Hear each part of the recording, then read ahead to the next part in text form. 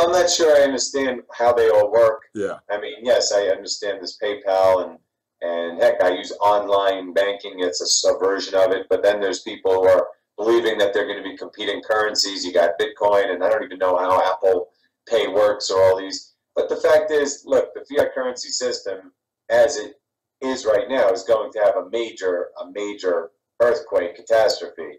And in the meantime, people are going to have to pay for things. And so, there's a lot of alternatives out there. To me, the simplest way, the only way that can't lose is going to be the real money that's been around for thousands of years. But yeah, some of these things may prove worthy from a payments, from a transaction standpoint. But again, big difference between a monetary transaction and actual monetary value. Because I'm not so concerned about how I buy things. I'm concerned that what I use as money is still worth something after these cataclysms. Yeah. Now I noticed a lot of people refer to, I guess, precious metals as a hedge or as a insurance claim. What are your thoughts about, just the having in your possession how much? I mean, how do you allocate, or what is it just, based on what you can afford, or how would you break it down to someone who's middle class, single mom type of thing, towards taking action as far as preserving their own capital for what little they may have?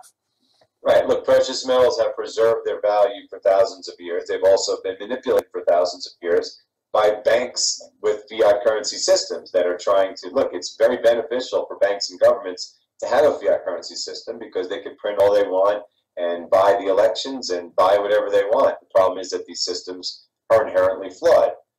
So until they collapse, you're going to see manipulation like you're seeing now. You've never seen it like you've seen now because it's the whole world that's trying to sustain this dying status quo. So what I would suggest is, especially because prices are now below the cost of production to the point where the mining industry is collapsing. So it's not like they can just drive prices wherever they want because, one, they'll run out of supply, everyone will buy it all up, and two, the miners will go out of business. So it's very rare that you get to buy insurance this cheaply, but it is insurance. Yeah. And 2008 was the perfect example. And even with their attempts to knock the price down, it still was the best performing asset in 2008, and it exploded higher before, midway through the crisis. And by 2009, when the Dow hit its low, gold was back at its high. And not only that, we ran out of supply, and the premiums were like on silver. They were 100%. Really? Yeah, you couldn't find any. If you could, it would be twice the price that they showed you on your screen. So yes, it is insurance against well, certainly against hyperinflation, also against fear, against distrust of governments, and most importantly, against what happens, how humanity acts during crisis. Because we know a new crisis is coming. Mm-hmm. And when the crisis does come, there'll be no level of manipulation, as we saw in 2008, that will be able to hold down global demand for real money.